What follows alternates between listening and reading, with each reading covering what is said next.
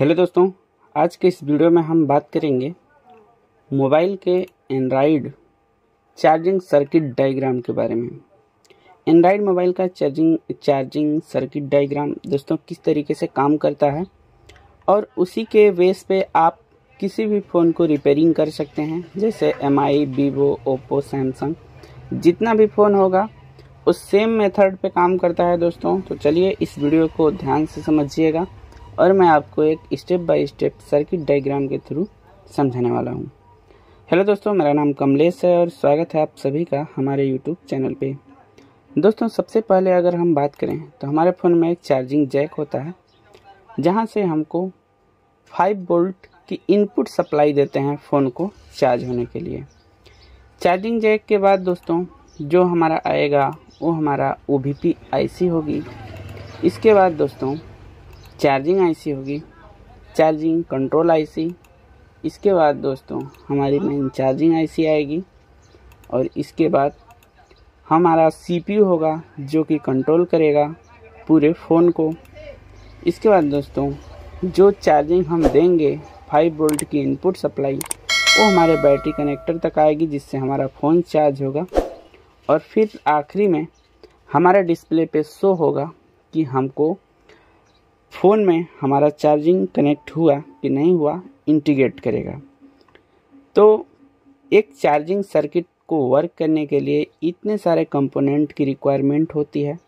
इसके साथ इसमें कॉइल, रजिस्टर और कैपेसिटर भी यूज किए जाते हैं। लेकिन दोस्तों मैं जो आपको भी बताने वाला हूँ, इस सर्किट डायग्राम के थ्रू आपके मन में ये चीज़ बैठ जाएगा कि आखिर में चार्जिंग की जो सर्किट होती है वो किस तरीके से काम करती है और एक चार्जिंग फॉल्ट फ़ोन को रिपेयरिंग करने के लिए हमें क्या क्या नॉलेज होनी चाहिए। सबसे पहले देखिए दोस्तों, हम अपने जैक से 5 वोल्ट की सप्लाई दे देंगे। दोस्तों अगर हम 5 वोल्ट की सप्लाई यहाँ पे देते हैं तो 5 वोल्ट की जब सप्लाई हम अपने चार्जिंग जैक पे देते हैं तो ये 5 वोल्ट की सप्लाई सबसे पहले हमारी OBP IC तक जाती है और फिर OBP IC अपने दूसरे सिरे से इसे चार्जिंग IC तक कनेक्ट करवाती है।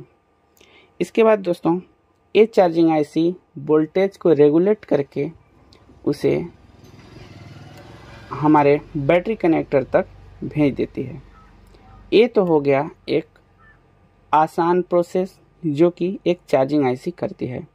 लेकिन दोस्तों इस चार्जिंग IC को कंट्रोल करने के लिए हमारे पावर IC में एक चार्जिंग कंट्रोल IC भी होता है, जिससे कि हमारी चार्जिंग IC कंट्रोल होती है।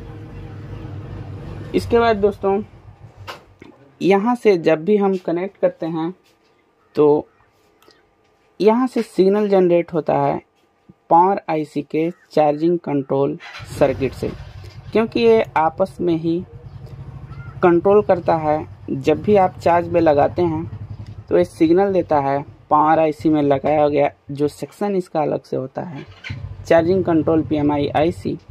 यहाँ से जब सिग्नल देता है तो इसके बाद ये CPU तक कमांड पहुँचाता है कि हाँ चार्जिंग हमारी कनेक्ट हो चुकी है। तब ये हमारा CPU डिस्प्ले तक इसको वापस भेज देता है और हमें इंटीग्रेट होता है कि हमारा चार्जिंग कनेक्ट हो चुका है। अब दोस्तों अगर इसमें फॉल्ट आ जाए, जैसे कि मान लीजिए ये चार्जिंग IC ख़राब हो जाए, वर्क ना करे, तब तो इस बैटरी कनेक्टर तक कोई भी वोल्टेज नहीं भेजेगी। लेकिन अगर ये IC सही है और इसे पावर IC तक का सिग्नल नहीं मिल रहा है, फिर भी यहाँ तक बैटरी तक करंट नहीं भेजेगी, ये IC इनेबल भी नहीं होगी। इसी की वजह से हमारा फ़ोन चार्ज भी नहीं होगा। अब थोड़ा सा और दोस्तों डीप में समझते हैं। जैसे देखिए यहाँ पे अगर हम आ जाएं तो यहाँ पे दोस्तों आजकल के जो भी बैटरी कनेक्टर होते हैं, यहाँ पे आजकल के बैटरी कनेक्टर में जैसे कि 4 पॉइंट देखने के लिए मिलते हैं और पहले के जो नोकिया फ़ोन हो गए या फिर आज भी जो कीपैड फ़ोनों में यूज होता है वो इस तरीके का 3 पॉइंट का कनेक्टर पिन होता है।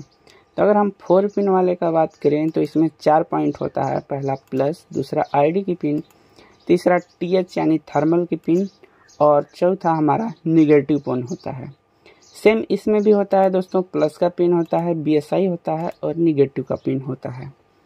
और दोस्तों इन सब का मतलब भी चार्जिंग कनेक्शन से होता है, क्योंकि अगर ये सब अच्छे से काम नहीं करेंगे या फिर इनकी कनेक्टिविटी प्रॉपर नहीं होगी तो भी हमारे फ़ोन में चार्जिंग एरर से प्रॉब्लम आएगी या फिर हमारा फ़ोन चार्ज ही नहीं होगा। तो चलिए इन सबको भी समझ लेते हैं। देखिए दोस्तों, आईडी की लाइन क्या होती है। आईडी की लाइन अगर ख़राब हो जाए, पहले आप ये समझ लीजिए कि आईडी की लाइन होती क्या है चार्जिंग के रोल में। दोस्तों आईडी का लाइन होता है, जैसे हमारे फ़ोन में परसेंटेज बैटरी शो करता है, जैसे ही हम लगाते हैं 20%, 25%, ये परसेंटेज बैटरी शो करता है तो आईडी लाइन की वजह से शो करता है, क्योंकि बैटरी की आइडेंटिफिकेशन लाइन ही आईडी की लाइन होती है। इसके बाद दोस्तों आती है टीएच यानी कि थर्मल। अगर चार्जिंग के दौरान लो टेम्परेचर हाई टेम्परेचर का इशू आता है तो वो थर्मल लाइन की वजह से आता है, और ये थर्मल का ही काम होता है कि ये सेंस करके सीपीयू तक इसका सिग्नल दे, इसका कमांड दे।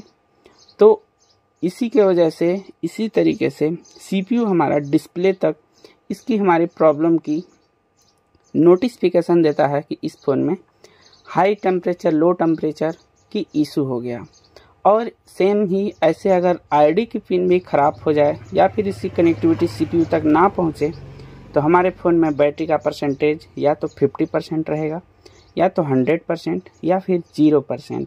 मोबाइल भला ही ऑन हो जाएगा लेकिन उसकी आइडेंटिफिकेशन ना होने की वजह से वो हमें इंडिकेट नहीं करा पाएगा डिस्प्ले में, इसीलिए ये हमारे पिन को यूज किया गया है। सेम दोस्तों बीएसआई पिन भी उसी तरीके से वर्क करता है, क्योंकि ये जो हमारी बीएसआई पिन है ये हमारा आइडेंटिफिकेशन थर्मल लाइन दोनों का काम करता है।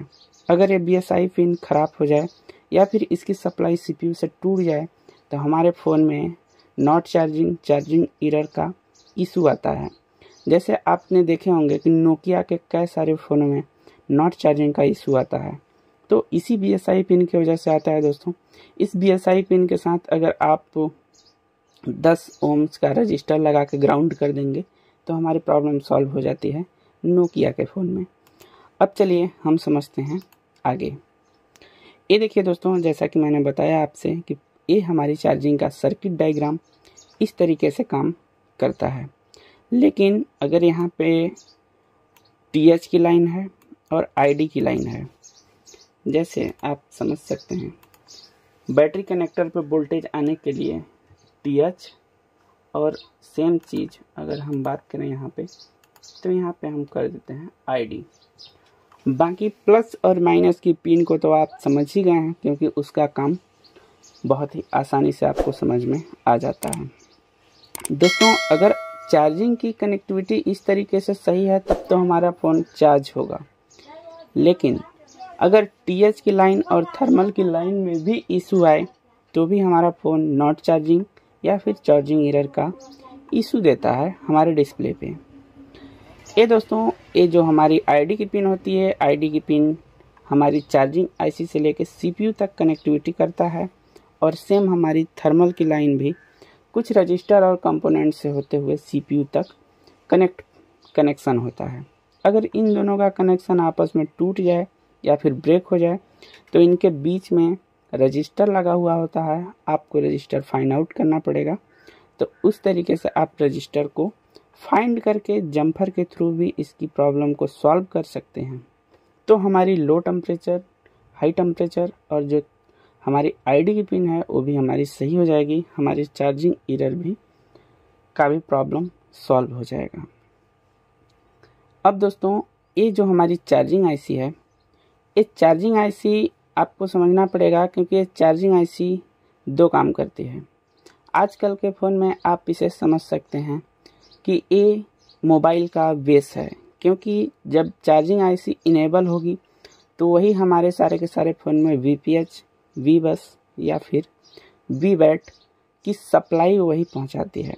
अगर हम वीपीएच की बात करें तो चार्जिंग आईसी जैसे ही हम यहाँ पे करंट पहुँचाते हैं 5 वोल्ट मान लीजिए इस चार्जर से करंट गया, लेकिन अगर आप चेक करेंगे इस बैटरी के कनेक्टर के प्लस वाले पिन पे तो वहाँ पे आपको 4.2 वोल्ट या 4 वोल्ट इस तरीके का ही वोल्ट मिलेगा। तो ये दोस्तों चार्जिंग आईसी करता क्या है कि 5 वोल्ट तो लेता है, लेकिन इस वोल्ट को रिफाइन करके इसे रेगुलेट करके ये 4 वोल्ट हमारे बैटरी कनेक्टर तक पहुंचाता है। क्योंकि जब हम इस वोल्टेज को देते हैं 5 वोल्ट तो ये वोल्ट अनप्योर होता है और ये आईसी उस वोल्ट को फिल्टर करके कॉइल्स और कैपेसिटर के थ्रू फिल्टर करके प्योर वोल्टेज हमारे बैटरी कनेक्टर तक पहुंचाता है, जिससे हमारी बैटरी चार्ज होती है और लॉन्ग टाइम चलती है। और इसी तरीके से फूलने का भी चांस नहीं रहता, क्योंकि आप कभी कभी देखे होंगे कि अगर डायरेक्ट कर देंगे आप तो डायरेक्ट वोल्टेज जब बैटरी तक पहुंचता है तो हमारी बैटरी फूल जाती है या फिर बैटरी करप्ट हो जाती है। और यही चार्जिंग आईसी दोस्तों हमारे वीपीएस वोल्टेज को सेम तरीके से जनरेट करती है और पूरे फ़ोन को पावर सप्लाई यानी कि पीएमआई आईसी के थ्रू सारे फ़ोन में डिवाइड करती है वीपीएस पावर को। दोस्तों बड़े बड़े फ़ोनों में वीपीएस पावर 2-3 जगहों से निकलते हैं, जैसे चार्जिंग आईसी हो गया, प्राइमरी आईसी हो गई और सेकेंडरी पीएमआई आईसी हो गई। क्योंकि इतने सारे फ़ोन को चलने के लिए इतनी सारी सप्लाइयाँ होती हैं 3G, 4G, 2G और 5G तक, ताकि अगर अलग अलग से वीपीएस पावर नहीं देंगे तो फ़ोन की सर्किट बहुत ही जल्दी ख़राब हो जाएगी। ये दोस्तों जो चार्जिंग सप्लाई हमारी है वो एंड्रॉयड फ़ोन में इसी तरीके से काम करती है। तो इस सर्किट के थ्रू आपको एक बेस मिल गया होगा कि हमारी जो चार्जिंग सप्लाई होती है वो किस तरीके से काम करती है। और रिपेयरिंग के लिए दोस्तों, तो रिपेयरिंग के लिए यहाँ आपको इन सब के रास्ते में कैपेसिटर, डायोड अधिकतर मिलेंगे चार्जिंग वाले सेक्शन में। कॉइल आपको उसी जगह पे मिलेगा जहाँ पे ये हमारी चार्जिंग आईसी करंट को आउट करती है। क्योंकि दोस्तों इसके आउट में हमारा फिल्टर होके करंट जाता है, तो यहाँ पे आपको कॉइल्स देखने के लिए मिल जाएगा, नहीं तो डायोड, कैपेसिटर और OVP IC, over voltage protection IC, यही चीज़ आपको अधिकतर देखने के लिए मिलेगा। तो इस तरीके से हमारी पूरी की पूरी चार्जिंग सर्किट वर्क करती है।